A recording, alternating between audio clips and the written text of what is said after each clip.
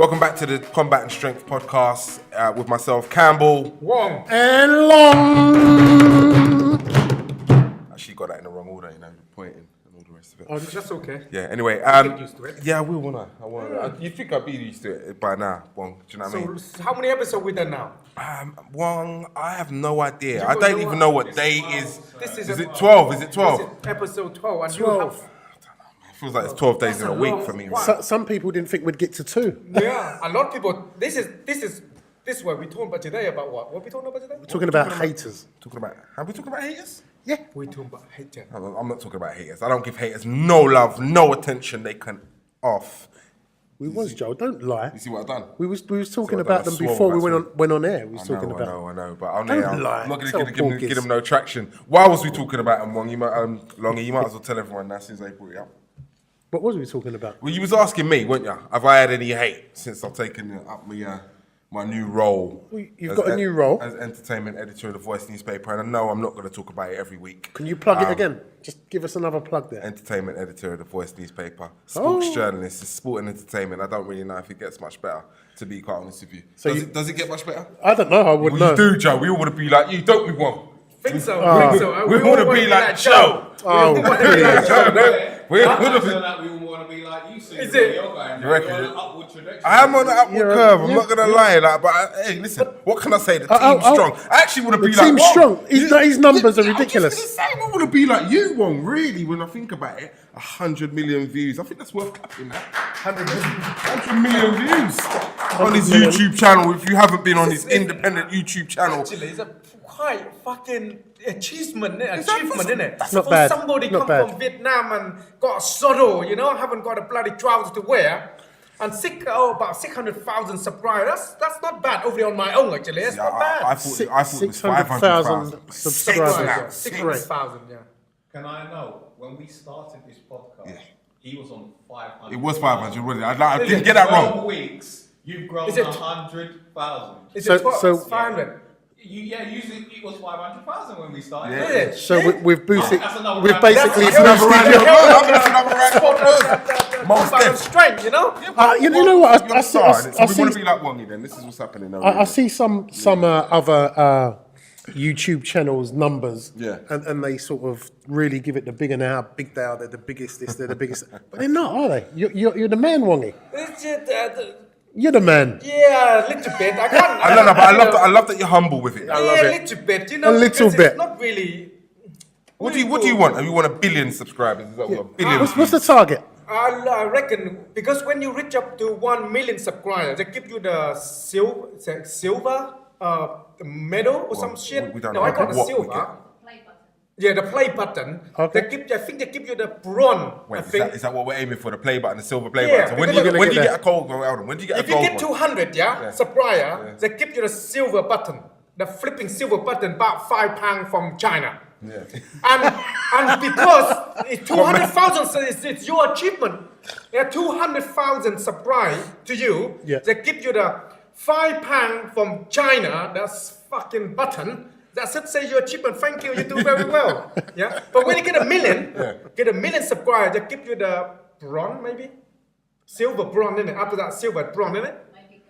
Maybe Gold. gold. I reckon. But Bronze, silver, gold. is it probably bronze? Before you get to gold, I reckon you probably need probably about 2-3 million subscribers, maybe. I don't know. So we wait for the bronze Right, bronze. and 5 fucking. I can get it. You can get it Now, Why the hell did you do? But you need 1 million subscribers. So you need 1 million. You're 1 not million far off. subscribers. So if you're part In the of next year, do you reckon that'll happen? Probably by next year, we got about nearly 4.5 million views a month now. Nearly I 4.5. reckon if we get you So it's quite- fighting it's all right. Usain Bolt, We'd we'd get those subscribers. I reckon that'd be. You and Bolt. Got to catch him first, though. I got to catch him first. I got to be fast. Speaking of running, we got a former athlete or present athlete. That's right. No, yes. you like It's that? not retiring. Is before that a it's name? time. Decent form, Joe. I'm not sure what they. Decent form. But do you have to keep your elbows in when you? You should keep them perpendicular. What the heck is perpendicular? I can't even say it. What is it? Perpendicular. What the hell is that? So know. that mean what? That's your homework for this week. right, Well, okay you then. go home, Okay then. you Google that, you research the meaning. You come back next week and you tell the people then what perpendicular means. No, Joe. Just to answer your question. Not a good technique. Don't get no hate. Anyway, You don't. Oh, okay. Go back. Oh, yeah. Let's. don't get that, 'cause we're all over the shop. We're doing that a lot. keep up, these people. days. Keep up. They need to keep up. We're doing that. You a need to lot. be on the We're ball, talking Okay. about and you need one to keep thing, up. And then Yeah, we're- like you got a new job, like we talking about. You got a lot of people hate you there. Well, no, you know what it is. There's little snidey comments. There's people that who claim to want to support but don't. They just want to see you fall over. There's people that never ever really wanted to see you get the job in the first place or elevate yourself to that kind of position. Did you get a lot of that though? Yeah, I do. Not a lot. Not a because, lot. Yeah, but it's out there. But I don't focus on it, and this is as much time as I'm going to give it, really. All right, well, that's it then. Yeah, Move that's on. it then. Moving on. But you know what? You know why I only want to focus it for so long? Because essentially, I'm not really doing it for them. I'm doing it for. I want to lead my way. I want to lead the way.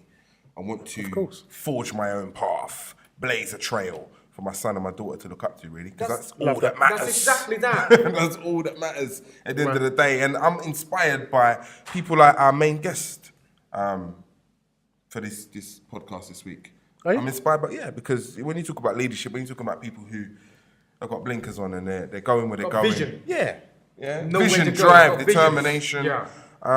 When you talk about people that really embody leadership, So what is a leadership?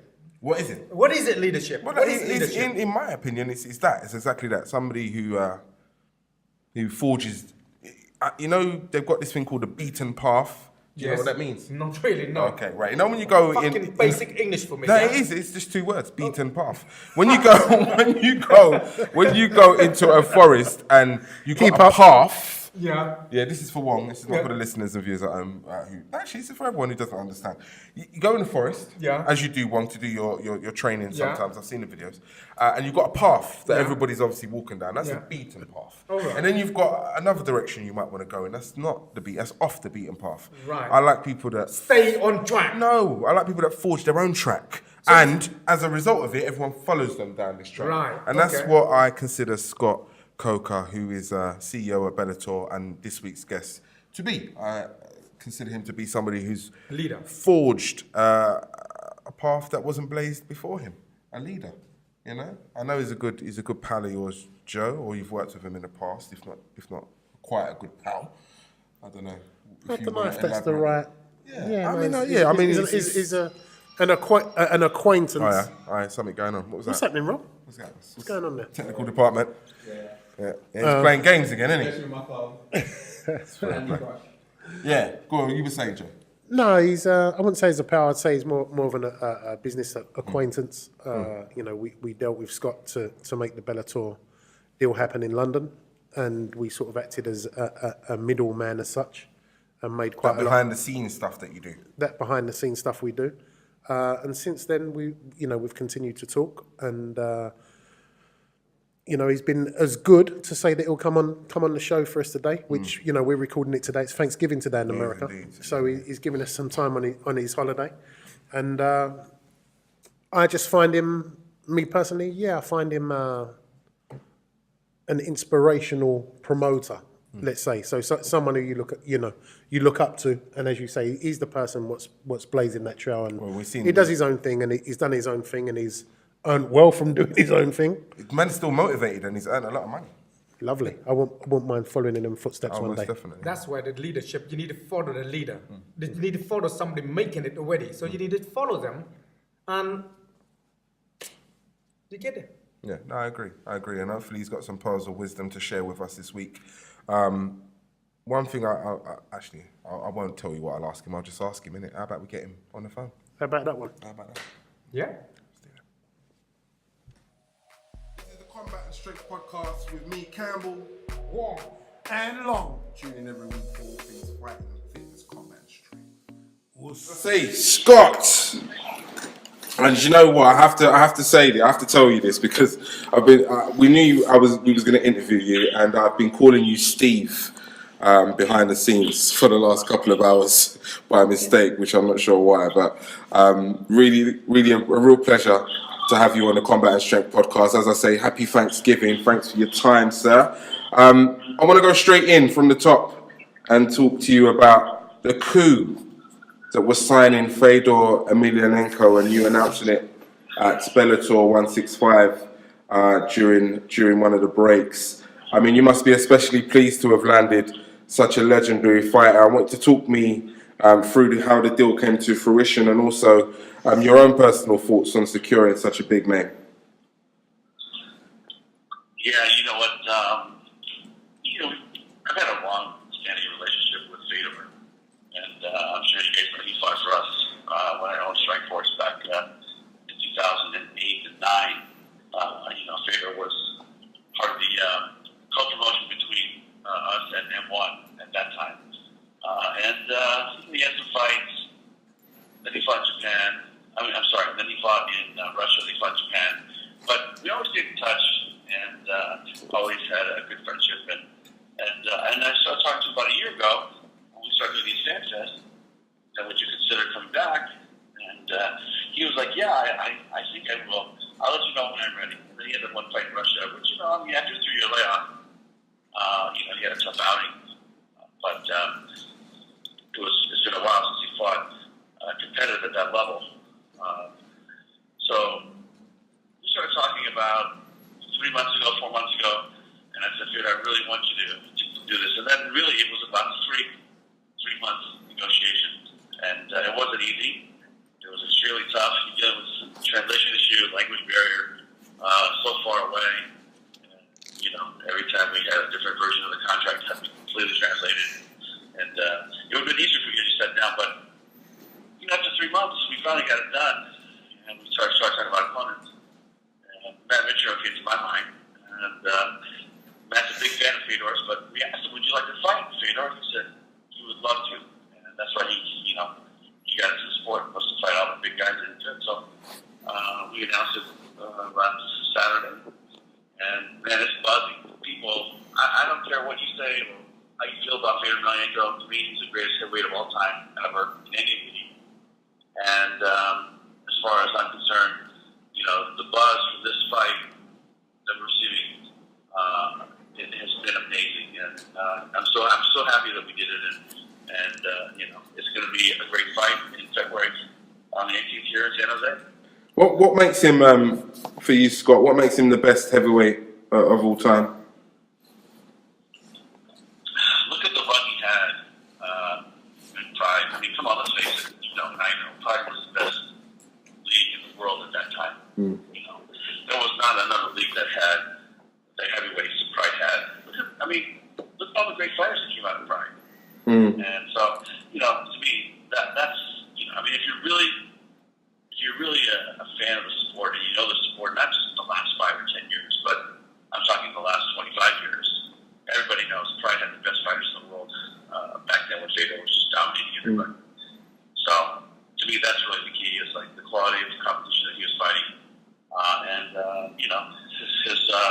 His record, speaks for itself.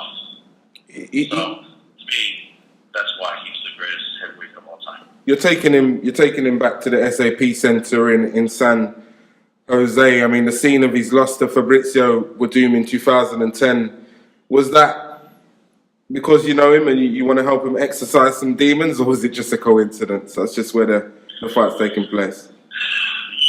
I'll tell you, it was just the timing. This is something that Fedor wanted to fight right away, and we had this on the books. As you know, January we do the fight between Chael Sonnen and Tito Ortiz in Los Angeles. And then March we had another fight scheduled with Rampage Jackson. We thought in February we had a date booked at the SAP already. So, it wasn't a matter of get the demons out. It's just that the timing worked out. The venue's great, but I will say this: I'm not complaining that I get a home game. I bet you're not. No, get to sleep in my own bed and not have to fly somewhere to go watch this fight. So to me, I'm happy that it's San Jose. Take us a bit further back, Scott, because I understand that you were a keen martial artist yourself many moons ago. Is that correct? Yeah, many moons ago. What was your discipline, and how did you get into the sport? And is that essentially how you've you formed your love affair with all things martial arts over these last 10, 20 years? Yeah, and it's been longer than that. But I didn't want to give away your age, Scott. I didn't want to. No, it's okay. It's okay. I'm very comfortable with my age. Cool. But I started martial arts training when I was living in Korea, and I was 7 years old at the time. And everybody in Korea does taekwondo. That's just how it is. I remember when it was time to pick the PE class, they said, "You want to play soccer? You can play baseball, or you can do taekwondo." And so I went to taekwondo and martial arts. So I just really loved it. And then when we moved back to the States, I was living in San Francisco for a couple of years. I did study, and then we moved to San Jose in the mid '70s. And I believe I was like 11 years old at the time. I walked into another taekwondo school there's a martial arts teacher by the name of Ernie May Senior who was teaching there. Who I'm not sure if you know who he is, but he has a very prominent martial arts academies here throughout. I've heard. Yeah, I've heard. Yeah, and then his son was a Ninja Turtle. He had his own TV series here in the 80s. But anyway, I started studying with him, and really, it changed my life, and it really made me fall in love with martial arts. And then I taught for him at his school. I opened my own schools. And then when I was 21, I started promoting fights. And really that came about in a very, very, I don't know, just by chance way. I mean, I was sitting down at the price school, and one of my students says to me, "Hey, do you want to promote a kickboxing show?" And this is before MMA, right? There's no MMA back in the 80s. And I said, "Well, what do you need to do?" He says, "I have no idea, but I have Coors Beer that wants to sponsor, and I'll never forget, they want to pay $5,000, and they're looking for a promoter to promote this kickboxing show." And I said, "Sure, let's do it." And really, we had no idea how to do it. And so, here we are, 31 years later, and I'm still doing it. So that was the genesis of it all. But, martial arts is something I believe in. It's really, why I continue promoting, and I really think that, my journey through the martial arts world has been fascinating and something that I just love. I understand you're a keen Bruce Lee fan as well, is that right? I think I'm probably one of the biggest Bruce Lee fans. You're a Bruce Lee geek, Scott. Let's get it right. You're a Bruce Lee geek. Okay, I admit it. I'm like a closet Bruce Lee geek. Do you know something? We often speak about Bruce Lee and Wing Chun. I have to ask, because it's come up on this show before. Did you know that Wing Chun was a girl? Did I know Wing Chun was what? Was a girl, a lady. Wing Chun was a lady. Yeah, it's a lady's name. Is that right? It's a lady's name. Did you know that? Oh, I did not know that. I didn't know that either. I'm starting to doubt whether our Master Wong is that right, Master Wong? Yeah, Wing Chun is a woman name. Yes. It's a woman's name. Yeah. All right, I'm gonna take Master Wong's word for it. We learn something every day, Scott. Yeah, and I'll tell you why I love Bruce. I mean, think about it. He's been passed for 40 years, 43 years, or whatever it is, and it's now proven in the cage that you need to have an eclectic style of martial arts, and that's really what Bruce was teaching in the 60s and 70s. So, to me, it's like he was so far ahead of his time, and he was the guy that could walk the talk, and I have a lot of respect for him, and I still do. And some of his philosophy that he preached back, in the 60s, something I still read to this day, from time to time, and it gives me some motivation. And my father was American, my mom is Korean, and to have I think he was probably the first Asian superstar that made it really cool to be Asian back in the 60s and 70s. Before that, there was no Asian superstar in America, and it was kind of looked upon in a racial way. But Bruce made it very cool to be Asian, and he was a fantastic martial artist and great philosopher, and I think he still sets the standard today as to what it takes to be called a martial artist. I've got Master Wong on my right hand side here, nodding his head in approval at pretty much everything you just said. Would you agree with that, Wong? That's right. Yeah. Is he a role model for you, Wong? Yeah, because he's not wrong there. Because even though he died for so long now, he still remembered one of the greatest martial art of all time. Scott, Chael Sonnen Tito Ortiz, now Fedor. I mean, the aim is obviously to chip away at the UFC's dominance, the UFC's global appeal. How's that going? Well, you know what? I honestly, UFC is a great company. They've done a lot of great things in the sport. I always just felt like there's room for two. And really, when I wake up every day and we're managing our company and our team, really we're focusing on our growth. And part of the growth is we need to have great fighters. We need to have big names. We need to build stars in this business. And that's going to take time. I mean, I've only been at this company for a bit over 2 years. I think that in the 2 years, I think we've accomplished some really great things. But, we got to build fighters from the ground up, which we're doing, and a program in place that does that. And then we're going to buy the free agents as they come about. And the guys that we want are guys that, have maybe more than just a great fighting ability, but they're a personality. And they're somebody that is a draw, a figure, and an attraction, like a Fedor, like a Chelson, like a Benson Henderson, like a Roy McDonald. I mean, we've accomplished some great things in the free agent market, but I've always believed that the roster that we have, is fantastic. But we have to build from the ground up, and from the top down, we have to buy the free agents, and that's how you make a robust fight roster. And it's worked for me at Strikeforce, and it's worked for me here. So we're going to continue to do that. What would you say is the difference between yourselves and the UFC, Scott? If there was a distinct difference or a defining aspect of your organisation, what would you think? What would you say that was? I think that one of the differences is that their business model, they have a little bit more restriction than we do as far as the sponsorships. I think that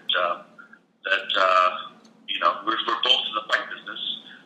They've been around a long time, since '93, and they've created a great history for themselves, which we look forward to creating for ourselves. So, to me, I think if you're a fighter, the number one difference though is the sponsorship aspect. That like a guy like Phil Davis, who basically you had to wear Reebok, and he's making very little sponsorship.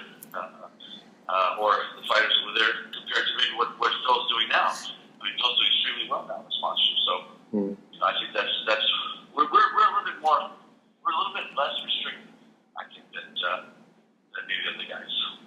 The London show took place early this year, Scott. I mean, how was it for you? What were your thoughts on that? I tell you, I think that for our first outing there, I thought the show was amazing. It was fantastic. I think people that were there got to see a great fights. So not just one fight, but great fights. It was a great night of entertainment. I think that they got to see and touch and feel the production value that Bellator will bring, when they come to the UK or different parts of the world we're traveling to.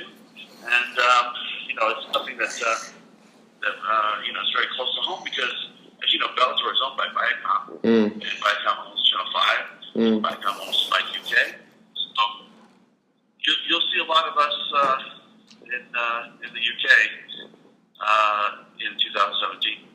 Michael Page stole that show, didn't he? I mean, that flying knee against Santos, that's going to be remembered and replayed forever. What are your thoughts on how big an icon Michael could be? Well, Michael he's a special talent. And let's face it, he didn't have a great showing here in San Jose on his last fight.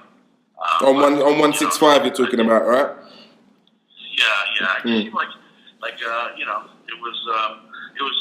it was his fight to dictate, to control a little bit more of the tempo, but there wasn't a lot of engagement in the fight, and I think that it is what it is. But you know what? And I want to say that just so people that saw the fight will understand. Like a guy like that, to me, he's a big star in the making, and he's not always going to have the A+ performance that people are used to. And I think that he has set the expectation so high for himself.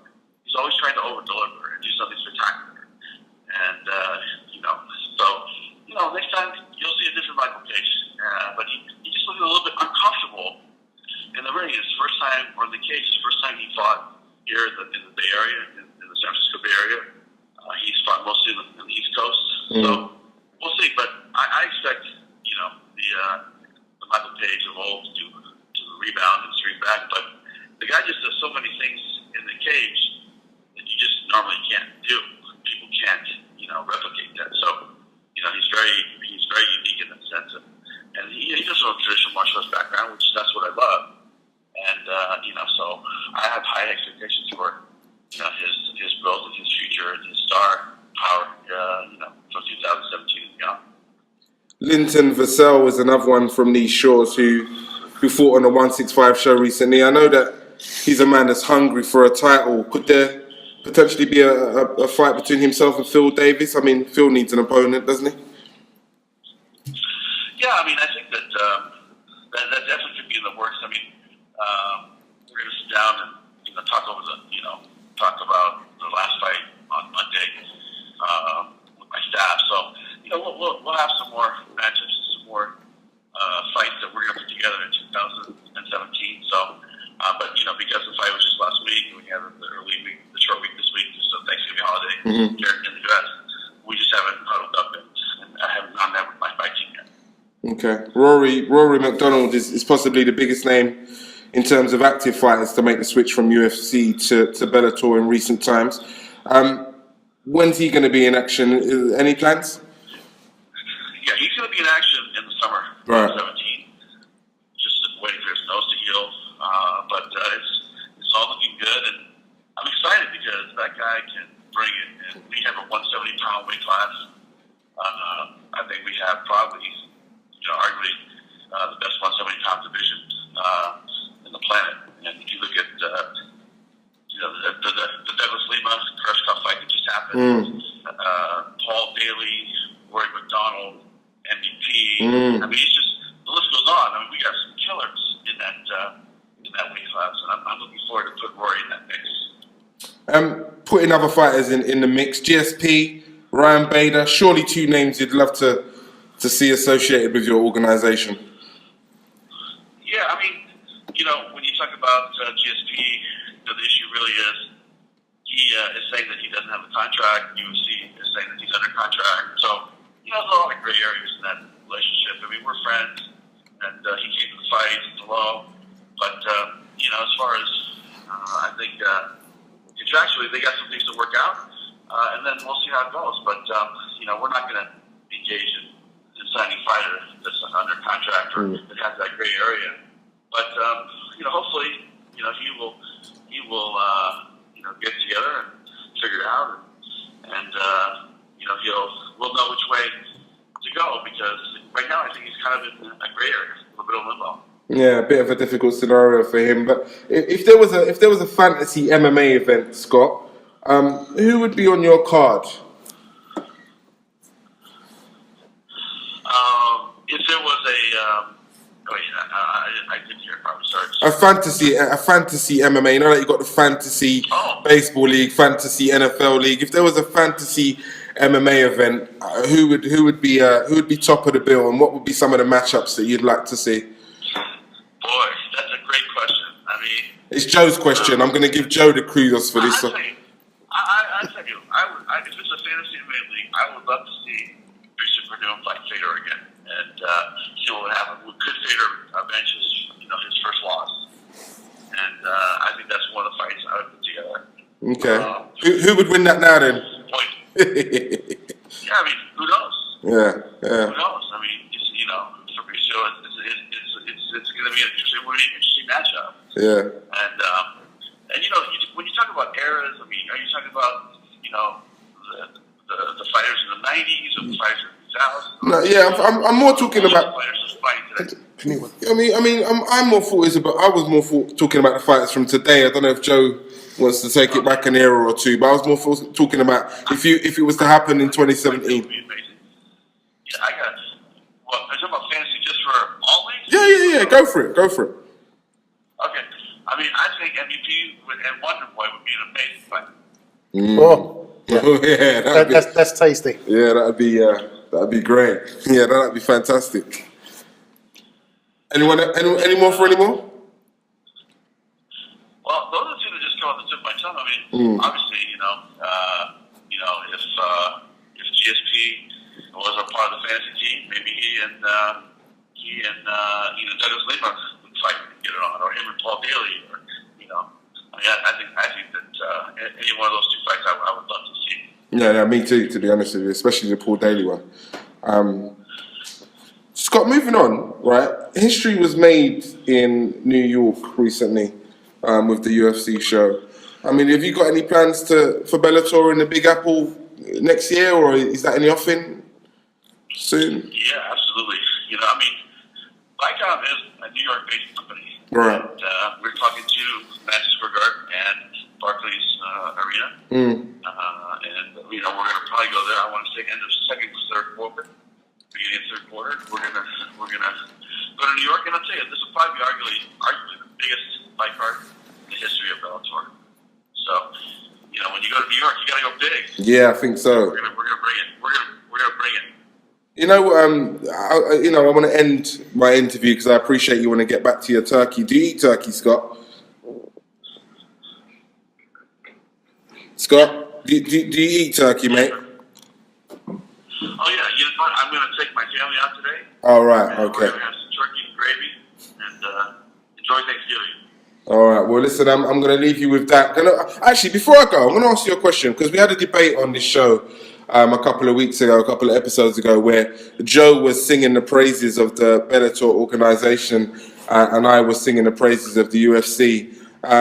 In terms of monetary prizes on offer, I reckon your best place with the UFC. Joe reckons fighters have a better chance to earn good money with Bellator. Obviously, I know your position, but where do you stand in terms of that debate? You mean as far as paying the athletes? Yeah. I mean, let me tell you, we're paying some of our guys big dollars, as big as anything out there. And if you talk about the quality fighters, nothing you saw, he's telling me in Strikeforce, you guys aren't the UFC, the fighters aren't as good, and then look at the fighters I developed there, with Bronco, Danny Cormier, Tyron Woodley, Ronda Rousey came from there, Miesha Tate came from there, Nick Diaz fought for me there, Robbie Lawler fought for me there. I mean, come on, it's like a fighter is a fighter. You can't be a slave to the brand, like a logo and a name, Agreed. And at the end of the day, I'm telling you, we have fighters, win or lose, but they would be, let me rephrase that. I believe we have fighters in certain divisions that would beat their guys.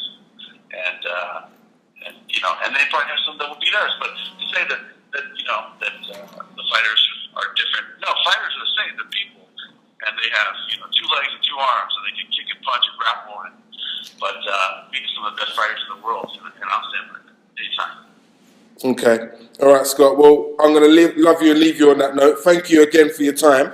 Really appreciate that, and on all of the points that you've made. Happy to have you on the show next time you're in the UK. Wishing you your family a happy Thanksgiving and enjoy your meal. All right, sir? Appreciate it, guys. Thank you. No worries. Appreciate that. One second. Bye now. Thanks, Scott. Take care. Cool. That was Scott Coker. What can I say, man? He's a visionary, really. He's the type of person that you follow their next moves, don't you, Joe? Yeah, I mean, he's not just you personally. I'm just saying in general.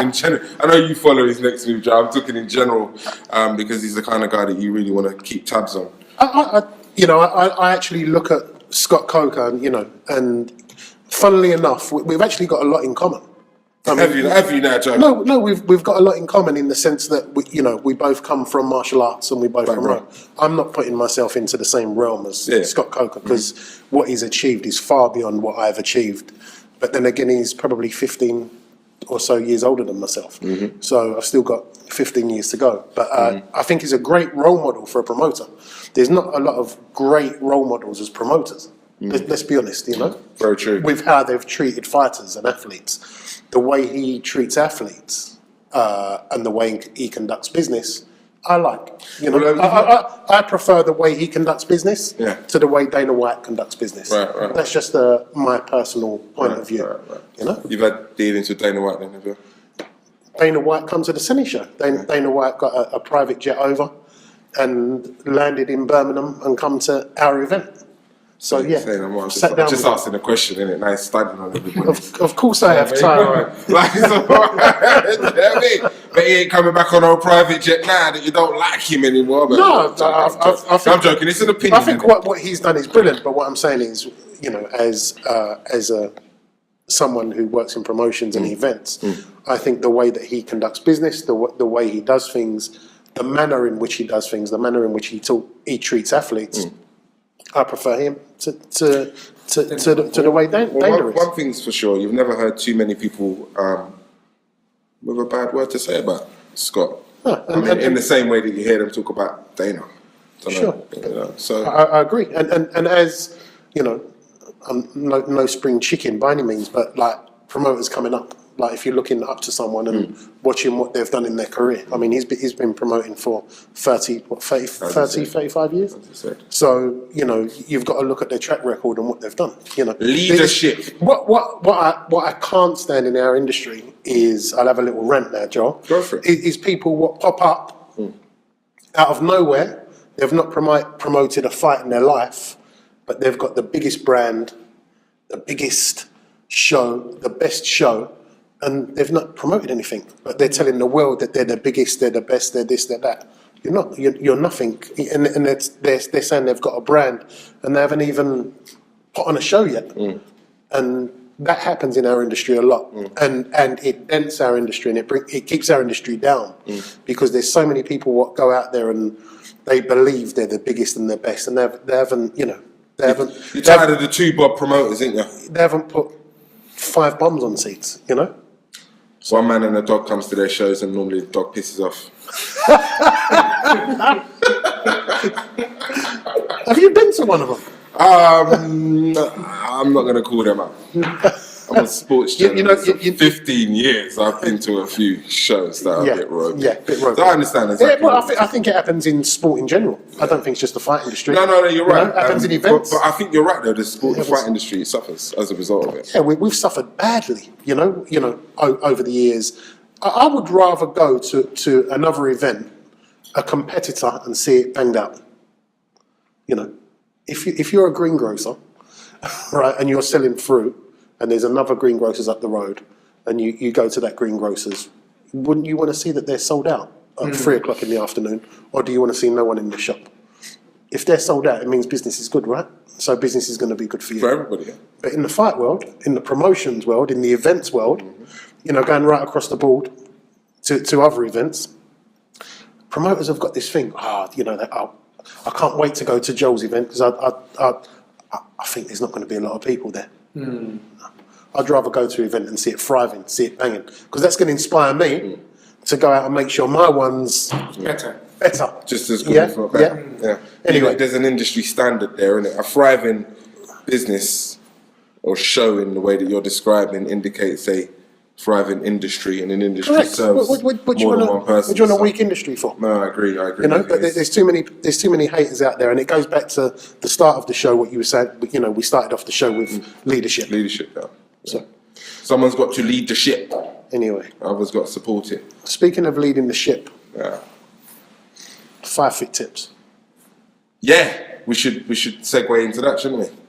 Yeah, should we do that? Yeah, let's do that. We've got Dwyane Chambers coming up on the line, former athlete, a guy who's been through a lot, ups and downs, but has come through the other side and is doing a lot of positive things. He'll give you his details, no doubt, in the way that every person who contributes to 5 Fit Tips does. So without further ado, this is the Combat Strength Podcast with me, Campbell, Wong and Long. Tune in every week for all things fighting and fitness, combat and strength. Us. Today's Fit Tips, as I said at the top of the show, are being presented by none other than Dwyane Chambers, athlete Dwyane Chambers, great British sprinter.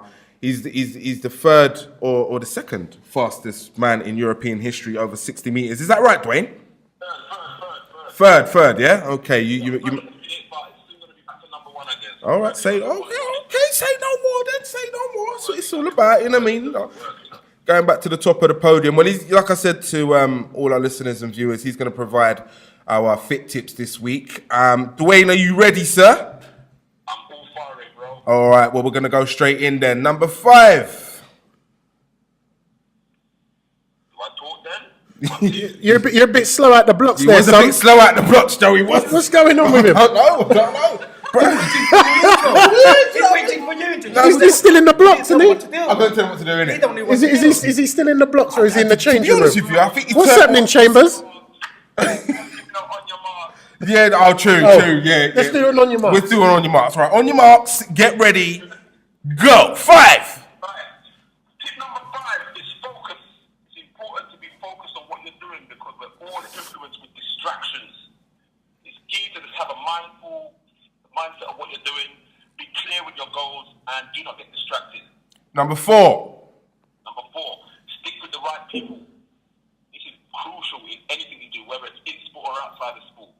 Because the more successful you become, the more cling-ons you're going to have. And it's important to stick with the people who have been there from the get-go. Number 3.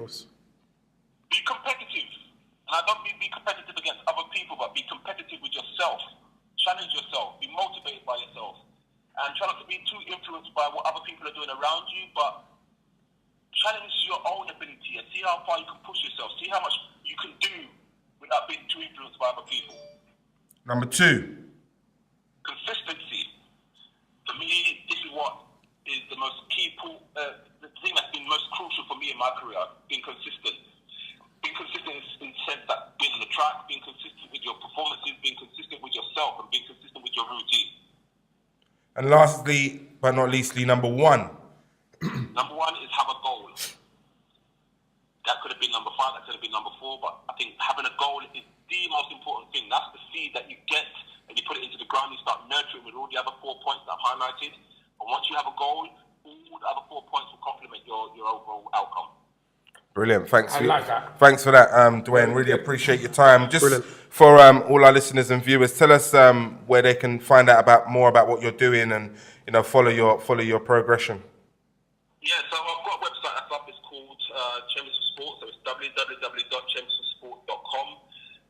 All the other links on social platforms are attached to my website. I post a lot of tips. I help motivate people, whether it's in sport or outside of sport. And I just give them an option that there is more to life when mistakes happen. So I'm all about that and giving people second chances. Brilliant. Hook him up, man. Yeah, you're absolutely right. One saying we want to get you on the show to talk about your experiences because obviously you're referring to your life's work, your journey that's brought you up to this point, and obviously I know it, and a lot of track and field people will know it, but not necessarily everybody in the realm of combat and strength. So hopefully one day we get you on the show to talk about that, man. But good luck with everything you're doing in the future. 2017, we're going to see you out there, World Championships. So, bro, I'm back on top already. All right, brilliant, man. Thanks for your time. Really appreciate that, Dwyane. Yeah, take it easy. Have a good one. Yeah, we'll do. Speak Thanks, soon. Dwyane. Bye. Cheers. Bye-bye. Bye. That was Dwyane Chambers. I like them. Really like them. Yeah, no, it does. The last one was really resonated Yeah, with me. it's to be honest. good. This one is good. To give them a lot of main key point, Yeah, no, definitely. focus and mind and don't worry. We just talk about today. Sounds like a deep person. You know him quite well, though, I don't do, you? I do. Yeah, Yeah. pretty deep. I mean, he's been through a lot. He's Of been course, through a lot. yeah. He's made Yeah. his mistakes. He's come back. He's had to deal with a level of press scrutiny that, I'm not a top level sportsman, but sometimes it's borderline intrusive. I'm a journalist myself, so it's a fine balance sometimes. And he's dealt with it. He's come out the other end. I know him quite well. He's got kids, study now. So I know that really shapes the way that he thinks. Lovely, Because he yeah. has to project a positive nature so that his kids, following that path. And I know that's important to him. So, D, I know you're watching. I know you're going to share this all over the internet. So thanks for your time. Thanks for your support. And I think that brings us to the end of the show. Yeah, isn't we got it? a different one next week. No, we have indeed. Yeah. Got a bit of a different one next Let week. them know. But Long. what show? Let them know, Long. Let them know. That's what I was trying to lead into. Yeah, I was trying to lead into it. Sorry, mate. So next week, we have the official announcement of the 10K Karate Clash. And we're going to we're going to home in on some of the athletes, and we're going to go to the announcement, and we're going to do our first, I suppose, what is it? Our first out of studio Live broadcast. live broadcast type announcement. We're growing. That's all I know. We're just growing. We're taking it in a different direction. Yeah, I mean, it's one of our supporters. Do you want to talk a little bit more about it? Yeah, LB24. Yeah, LB24 have been pushing out our content From the beginning. as have BLITZ, BLITZ Sports, Absolutely. as have MMA Plus. MMA Plus Media, Nothing Long, Global Sport in Colour, and World of Martial Arts TV. And we're really ready for everybody else to get on board as well. So The Voice yeah, look out for the content. It's coming on The Voice soon, apparently. And if you we'll do. And if you get fed up of seeing our content everywhere, it's tough. Yeah, get over it. It's just like That's this. how it is. Get used to That's how it. it's gonna be. Because we're coming more in 2017. We don't stop. Yeah. Don't stop, man. Joe Rogan, I'll see you soon. Fuck Joe Rogan. See you next week. It's been Campbell. Wong. And Long. We'll catch you next week. Was